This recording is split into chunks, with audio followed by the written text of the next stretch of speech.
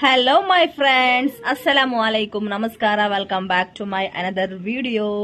ಇವತ್ತು ನಾನು ನನ್ನ ಫೇವರೇಟ್ ಆದಂತಹ egg biryani Azmi Mangalore YouTube special ಆದಂತಹ ಒಂದು ಎಗ್ ಬಿರಿಯಾನಿ ಯಾವ ತರ ಮಾಡೋದು, ನೆಂಟರು ಬಂದ್ರೆ ಬೇಗ ಮಾಡಲಿಕ್ಕೆ ಅಥವಾ ಮಕ್ಕಳಿಗೆ ಡೈಲಿ ಒಂದೇ ಲಂಚ್ ಬಾಕ್ಸ್ ಅನ್ನು ಕಟ್ಟಿಕೊಡೋದಕ್ಕಿಂತ ಒಮ್ಮೊಮ್ಮೆ ವೆರೈಟಿ ಆಗಿ ಮಾಡುವ, ಅದು ಕೂಡ ತುಂಬಾ ಟೇಸ್ಟಿಯಾಗಿ ಅವರು ಇನ್ನೊಮ್ಮೆ ಮಾಡಿಕೊಡಿ ಅಂತ ಕೇಳುವಷ್ಟು ಯಮ್ಮಿ ಆದಂತಹ ಒಂದು ಎಗ್ ಬಿರಿಯಾನಿಯನ್ನು ನಾನಿವತ್ತು ನಿಮ್ಮೊಂದಿಗೆ ಶೇರ್ ಮಾಡ್ತಾ ಇದ್ದೇನೆ.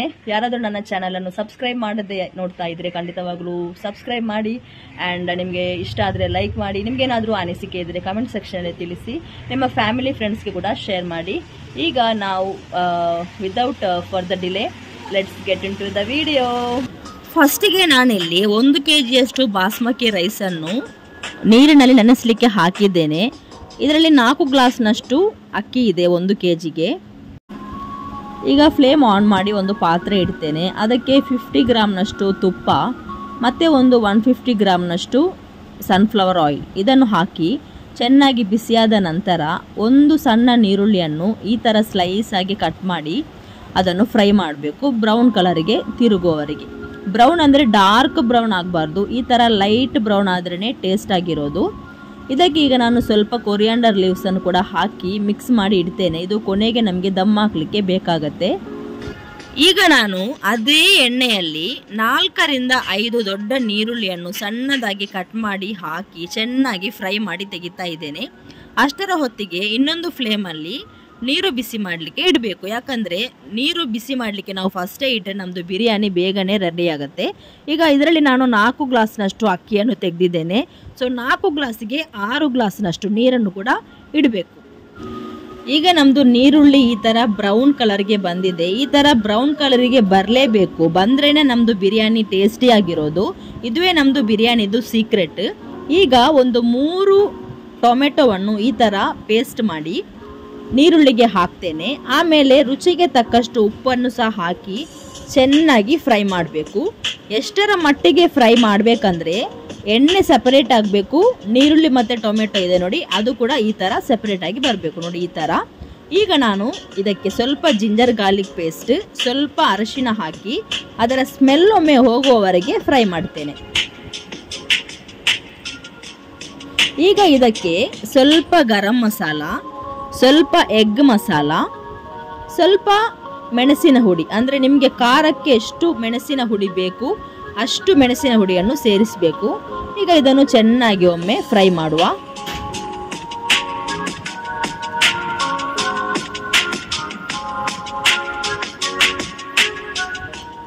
ಈಗ ಮಸಾಲದ್ದು ಸ್ಮೆಲ್ಲೆಲ್ಲ ಹೋದ ನಂತರ 1 ಕಪ್ಪಿನಷ್ಟು ಮೊಸರನ್ನು ಹಾಕ್ತಾ ಇದ್ದೇನೆ. ಮೊಸರನ್ನು ಹಾಕಿ ಚೆನ್ನಾಗಿ ಮಿಶ್ರಣ ಮಾಡುವ.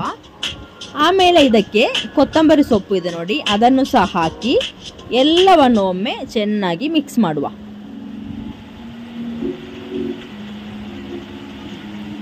ಈಗ ನಮ್ಮದು ಮಸಾಲ ಆಲ್ಮೋಸ್ಟ್ ರೆಡಿ ಆಯಿತು. ನಾನು ಇಲ್ಲಿ ಮೊಟ್ಟೆಯನ್ನು ಬೇಯಿಸಿಟ್ಟಿದ್ದೆ, ಮೊದಲೇ ಬೇಯಿಸಿಟ್ಟಿದ್ದೆ ಫಸ್ಟಿಗೆ. ಬೇಕಾದರೆ ಕಟ್ ಮಾಡಿ ಹಾಕ್ಬೋದು, ನಾನು ಇಡೀ ಹಾಕ್ತಾ ಇದ್ದೇನೆ. ಇದನ್ನು ಹಾಕಿ ಇದರ ಮೇಲೆ ನಮ್ಮದು ಮಸಾಲ ಎಲ್ಲ ಇದೆ ನೋಡಿ ಅದನ್ನೆಲ್ಲ ಹಾಕಿ ಕವರ್ ಮಾಡಿ ಬಿಡಬೇಕು. ಈಗ ನಮ್ಮದು ಮಸಾಲ ಇಲ್ಲಿ ರೆಡಿಯಾಗಿದೆ. ನೆಕ್ಸ್ಟ್ ರೈಸ್ ಪ್ರಿಪರೇಷನ್ ಮಾಡುವ. ಆಲ್ರೆಡಿ ನಾನು ನೀರು ಬಿಸಿ ಮಾಡಲಿಕ್ಕೆ ಇಟ್ಟಿದ್ದೆ ಅಲ್ವಾ, ಅದಕ್ಕೆ ನಾನು ಎಗ್ ಮಸಾಲ ನಾನು ಇಲ್ಲಿ ರೆಡಿ ಮಾಡಿಟ್ಟಿದ್ದಲ್ವಾ ಅದನ್ನು ಒಂದು ಸ್ವಲ್ಪ ಇದಕ್ಕೆ ಹಾಕ್ತೇನೆ. ಆಗ ನಮ್ಮದು ರೈಸ್ ಸ್ವಲ್ಪ ಎಕ್ಸ್ಟ್ರಾ ಆರ್ಡಿನರಿ ಟೇಸ್ಟ್ ಕೊಡುತ್ತೆ, ತುಂಬ ಚೆನ್ನಾಗಿ ಬರುತ್ತೆ, ಕಲರ್ ಕೂಡ ತುಂಬ ಚೆನ್ನಾಗಿ ಕೊಡುತ್ತೆ. ಈಗ ನೀರಿಗೆ ಎಷ್ಟು ಉಪ್ಪು ಬೇಕು ಅದಕ್ಕೆ ಅನುಸಾರವಾಗಿ ಉಪ್ಪು ಕೂಡ ಹಾಕ್ತಾ ಇದ್ದೇನೆ. ಆಮೇಲೆ 2 ಕಾಯಿ ಮೆಣಸಿನಕಾಯಿ ಇದೆ ನೋಡಿ ಅದನ್ನು ಹಾಕಿ ಮುಚ್ಚಳವನ್ನು ಮುಚ್ಚಿ ಚೆನ್ನಾಗಿ ಕೊದಿ ಬರುವವರೆಗೆ ವೆಯ್ಟ್ ಮಾಡಬೇಕು. ಈಗ ಚೆನ್ನಾಗಿ ಕೊದಿ ಬಂದಿದೆ. ಇದರಲ್ಲಿ ಉಪ್ಪೆಲ್ಲ ಕರೆಕ್ಟಾಗಿ ಉಂಟಾ ಇಲ್ವಾ ಅನ್ನೋದನ್ನು ಒಮ್ಮೆ ಚೆಕ್ ಮಾಡಬೇಕು. ಅಕ್ಕಿ ಹಾಕುವ ಮುಂಚೆ ಉಪ್ಪು ಸ್ವಲ್ಪ ಕಡಿಮೆ ಇತ್ತು, ನಾನು ಸ್ವಲ್ಪ ಉಪ್ಪನ್ನು ಆ್ಯಡ್ ಮಾಡಿದೆ. 2 ನಿಂಬೆ ರಸ ಇದೆ ಅಲ್ವಾ ಅದನ್ನು ಕೂಡ ಇದಕ್ಕೆ ಹಾಕ್ತೇನೆ. 1 ದೊಡ್ಡ ಸ್ಪೂನಿನಲ್ಲಿ ತುಪ್ಪ ಕೂಡ ಇದಕ್ಕೆ ಹಾಕ್ತೇನೆ, ಯಾಕಂದರೆ ಒಂದು ಎಕ್ಸ್ಟ್ರಾ ಫ್ಲೇವರ್ ಸಿಗುತ್ತೆ. ಈಗ ಚೆನ್ನಾಗಿ ಕೊದಿ ಬರ್ತಾ ಉಂಟು. ಅದಕ್ಕೆ ನಾನು ರೈಸ್ ಆಲ್ರೆಡಿ ಸೋಕ್ ಮಾಡಲಿಕ್ಕೆ ಇಟ್ಟಿದ್ದಲ್ವಾ ಅದನ್ನು ನಾನು ಇದಕ್ಕೆ ಹಾಕ್ತೇನೆ.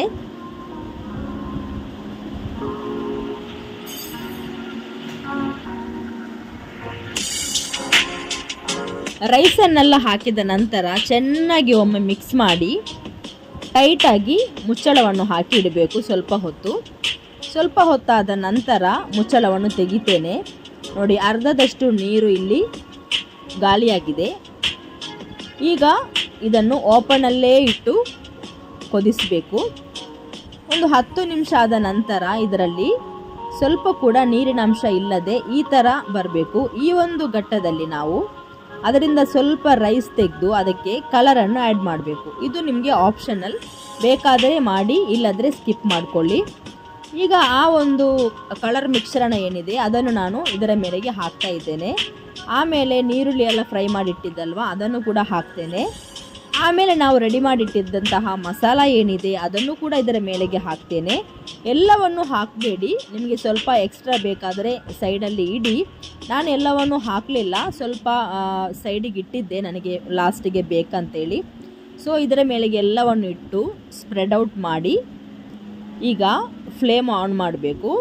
ಆನ್ ಮಾಡಿ ಅದರ ಮೇಲೆಗೆ ಈ ಥರದೊಂದು ಮುಚ್ಚಳ ಇಡಬೇಕು. ನಾವು ದಮ್ ಹಾಕಲಿಕ್ಕೆ ಡೈರೆಕ್ಟಾಗಿ ಇಟ್ಟರೆ ಅಡಿಗೆ ಹಿಡಿತದೆ. ಸೊ ಅದರ ಮೇಲೆ ಇದನ್ನು ಇಟ್ಟು ಒಂದು 10 ಮಿನಿಟ್ಸ್ನಷ್ಟು ಈ ಥರ ಗಟ್ಟಿಯಾಗಿ ಮುಚ್ಚಳವನ್ನು ಇಟ್ಟು ದಮ್ಮಿಗೆ ಇಡಬೇಕು. 10 ಮಿನಿಟ್ಸ್ ಸಾಕು, ತುಂಬ ಹೊತ್ತು ಇಡಬೇಡಿ. ತುಂಬ ಹೊತ್ತು ಇಟ್ಟರೆ ನಮ್ಮದು ರೈಸ್ ಒಡೆದು ಹೋಗ್ತದೆ. ಸೊ ಒಂದು 10 ಮಿನಿಟ್ಸ್ ಆದ ನಂತರ ನಾವು ಓಪನ್ ಮಾಡಿ ನೋಡ್ತಾ ಇದ್ದೇವೆ. ಈಗ ನಮ್ಮದು ದಮ್ ಕರೆಕ್ಟಾಗಿ ಪರ್ಫೆಕ್ಟಾಗಿ ಬಂದಿದೆ. ಘಮ ಘಮ ಅಂತ ಸ್ಮೆಲ್ ಹೊಡಿತಾ ಉಂಟು, ಅಷ್ಟೊಂದು ಪರಿಮಳವಾಗಿದೆ.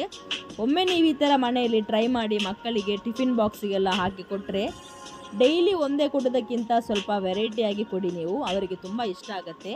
ನಿಮಗೆ ಬೇಕಾದರೆ ಇದನ್ನೆಲ್ಲವನ್ನು ಮಿಕ್ಸ್ ಮಾಡ್ಬೋದು, ಮಕ್ಕಳಿಗೆ ಇಷ್ಟ ಆಗಲ್ಲ ಅಲ್ವ, ಅದಕ್ಕೋಸ್ಕರ ನಾನು ತೆಗೆದಿಡ್ತಾ ಇದ್ದೇನೆ. ಈಗ ನಾನು ಸರ್ವ್ ಮಾಡ್ತೇನೆ. ನೋಡಿ, ಮೇಲಿದ್ದು ಮಿಶ್ರಣವನ್ನೆಲ್ಲ ತೆಗೆದು ಒಂದು ಪಾತ್ರೆಗೆ ಹಾಕ್ತಾ ಇದ್ದೇನೆ. ರೈಸನ್ನು ಸಪ್ರೇಟಾಗಿ ಇಟ್ಟಿದ್ದೇನೆ. ಈಗ ರೈಸನ್ನು ಫುಲ್ಲಾಗಿ ಮಿಶ್ರಣ ಮಾಡಬೇಕು. ಚೆನ್ನಾಗಿ ಮಿಕ್ಸ್ ಮಾಡ್ತಾ ಇದ್ದೇನೆ. ಈಗ ನಮ್ಮದು ಬಿರಿಯಾನಿ ರೆಡಿಯಾಗಿದೆ. ಇದೇ ಥರ ನೀವು ಮನೆಯಲ್ಲಿ ಮಾಡಿ ಇದರದ್ದು ಫೀಡ್ಬ್ಯಾಕ್ ನನಗೆ ಕಮೆಂಟ್ ಸೆಕ್ಷನಲ್ಲಿ ತಿಳಿಸಿ. Thank you so much for watching. See you on my next video. Bye. ಅಸ್ಸಲಾಮು ಅಲೈಕುಮ್.